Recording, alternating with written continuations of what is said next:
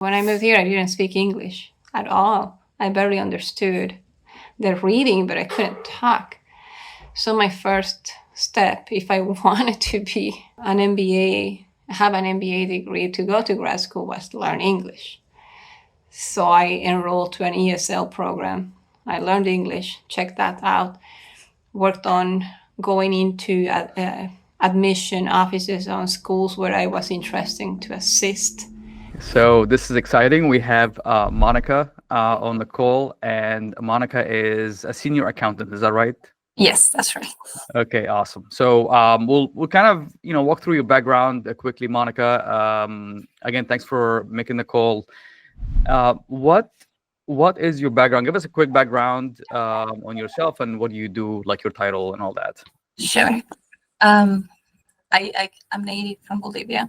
I moved to US about 15 years ago already. So I came with a law degree. I'm an attorney in South America. But when I moved to US, I realized that taking the LSAT for me was too hard. I couldn't compete with the timing and the understanding. So I was working as a legal assistant, and I had only two options: either stay as a legal assistant or change a career. So I chose to pursue an MBA. The MBA opened the doors for the accounting industry, and I started from the bottoms: clerk accountant, staff accountant, and now 8 years later, I'm a senior accountant. Okay, And great. I really love what I do. Awesome. So from a lawyer into accounting, that's a pretty interesting one. Okay. Yeah. Um, so right now as a senior accountant, how long you've been with this company and what are the general responsibilities for your role? Sure. I have been with my current company for 3.5 years. We do construction of single-family homes from grounds up, land development, communities, multifamily. So I mostly focus on the land development side and single-family construction. I do the whole month-end closing procedures. I do the preparation of draws for lenders and investors. I do the analysis of land allocation costs, mostly construction detail accounting. So yes, Cool. that's my day-to-day.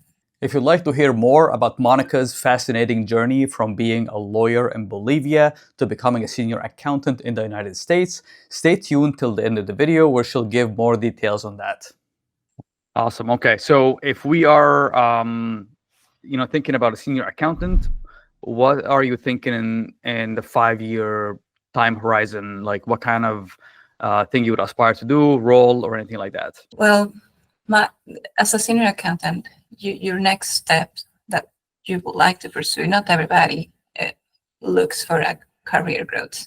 Some people love to just have the stability and stay where they are. I like to grow. I like to learn. So my next level would be to do either an assistant controller, a controller, and move upwards from there to management executive positions. And for that reason, I love to listen to podcasts while I work. And doing that, I walk into one of your podcasts or YouTube videos, and I really start enjoying. So how do you introduce those trainings, the steps? And it's so easy to understand you. And you also have Excel sheets that you provide in your courses, which was my favorite part because I can just download them and practice and compare what I am doing here from what you have, because I have that probably is that's syndrome that I lack knowledge because my background is MBA and not an accounting. So I try to keep learning from more people and more people like you, controllers that have years of career history. So looking at your trainings made me feel more confident that I do know what I'm doing, and I need to tweak and add some things that you have provided that I wasn't using, but they're wonderful for time benefits. Oh, so that's an interesting point. So you said some of the things that I teach is stuff that you already know, and Yeah. some of it is new, right? Yeah. So is there any benefit to seeing the stuff that you already know, me explaining it? Yes. Oh, yes. Because um, some concepts I had them set up, but you explain them in a different way that I can actually analyze them in an opposite position and actually be more beneficial. For example, you have these breakdowns of procedures for the month-end closing steps. I had them in my head and I made them in a note in my calendar, but they were not as detailed as yours. Marking the dates, aligning people to oversee and supervise. That was wonderful because now I see and I say, okay, well, I can start recording my journal entries 2 days, 3 days before, and I have that ready. So when I get the end of the month and get the cash statements, I already have something done. So I will accelerate my closing. And having it written and check mark is much better than keeping it in my brain. Awesome. Yeah. And again, which course did you enroll in? How to become a controller. The Controller Academy? Yes. Okay. Awesome. Awesome. And if I just ask like maybe one or two fun questions, give us a singer or artist that you listen to occasionally, and maybe a favorite TV show on Netflix or something like that. Well, the TV show that I'm now catching up is the Money Heist. Money It's Heist. Okay. Okay. Money Heist from Spain. I think it's is that a Spanish? It's from Spain, I think. Yes, it's from Spain. It's very interesting how they do all this. Step Yeah. up. Oh, right. I've seen that. I think that has El Profesor, the guy who's like Yeah. the guy who's leading the thing. Okay. Okay. Yep. I That think is in good. Spanish it has like a different name, something del papel or something like Casa that. de Papel. Casa del papel, because that's where they stole the money from. Yep. Oh, That's okay. where the money is produced. Nice, yeah. That's what the one I'm into right now. Music, you caught me on that. When I'm working or studying, I like to do this background of classical music because it relaxes me and it keeps me on the mood. I like country music. I'm in Texas. Okay, makes sense. And I like my home music. I'm half Brazilian, so I listen Brazilian songs sometimes. Okay, okay, great. Yeah, we'll do maybe another interview in Spanish. I speak some Spanish because yo hablo un poquitito de español porque mi esposa es ecuatoriana, so I could carry some level of basic conversation, but That is perfect. So you're bilingual. not barely. But Monica, I really appreciate talking to you. And like I said, this will go on the YouTube channel, and you'll see it in the next few days. And I wish you continued success. Thank you, and thank you for your program. It really helps. I appreciate you taking the time to help all of us with your trainings. Yeah, well, I'm just happy that someone is enrolling and listening to what I say. So thank you so much, and we'll hopefully we'll stay in touch in the future. Yep. All right. Thank you. Have a great day. Bye. All right. Bye. Hi, Bill. Thank you for having me here again. I really enjoyed our conversation this morning. I wanted to show, explain a little bit my journey from moving from South America to United States and transitioning careers from law to accounting. So this is cultural, probably.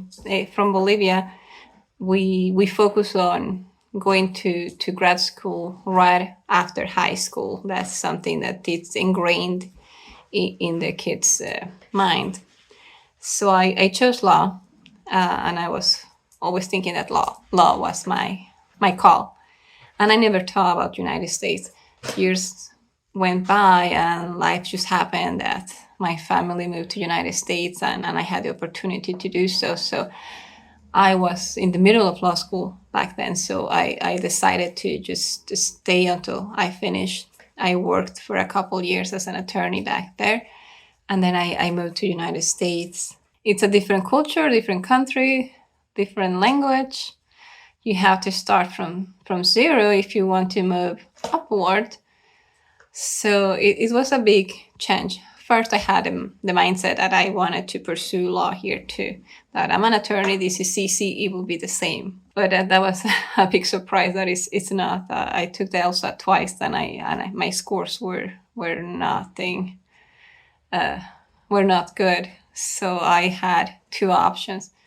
I either stay and work as a legal assistant, which I was back at that time, or I change careers. So after thinking, I made a decision that I want to move. I want to move upwards in my life, in my professional life, and an MBA would be the best option to do that. So I chose an MBA. It will give me a bigger window of options and opportunities. I wasn't sure even at that time if accounting was my call. Once I graduated from my MBA, I got the first job offer as a clerk accountant in a technology company here in Texas, in Austin, in a small town up north called Pflugerville. So I started from there. Accounting was something I learned with some theory on the MBA side and mostly practice skills that I obtained during work. And I moved every year to learn more and more. I changed jobs, like you mentioned in some of your videos, that when you want to progress, sometimes the best option is to change jobs. And I did that every 2 to 3 years. And I ended up to what I am now, into a senior accountant. It wasn't easy, I will tell you that. I think that you have to have a mindset of goal-oriented, structured, organized, and make small, feasible, real steps. For example, when I moved here, I didn't speak English at all. I barely understood the reading, but I couldn't talk. So my first step, if I wanted to be an MBA, have an MBA degree to go to grad school, was to learn English. So I enrolled to an ESL program. I learned English, checked that out, worked on going into admission offices on schools where I was interested to assist, got all the requirements. I started working on that, put my transcripts in order and so forth. So you have to have that organization and the willingness, and also the care. You have to care. You're doing these changes for you and for your family. When we are adults changing careers, as I know that you went through the same thing in 2000, there is not just just studying. You are here also to support yourself. So maybe you went through the same as I did. I worked during the day to support myself, and I went to school in the evenings and did everything I had to do, school related, in the evenings. Sacrifices that they pay off. Look, years later now, I'm happy, I'm comfortable, and looking forward to keep learning. My next goal to grow in my career is to become a controller and be in the executive level positions. But for that, the competition in the market is very strong. So I realized that my next step is that I need to prepare myself stronger with accounting background. So I'm enrolling to the ACC, the Austin Community College, to fulfill the requirements of accounting credits to sit for a CPA. Again, this is a long term. It's probably a 4 to 5 years goal, because I am not just a professional. I'm a mother. I have my family. I have my work. So I have to balance all that. I hope this video is helpful for you and your audience. And thank you so much for all your support and your classes. I really enjoy watching all your trainings. Thank you.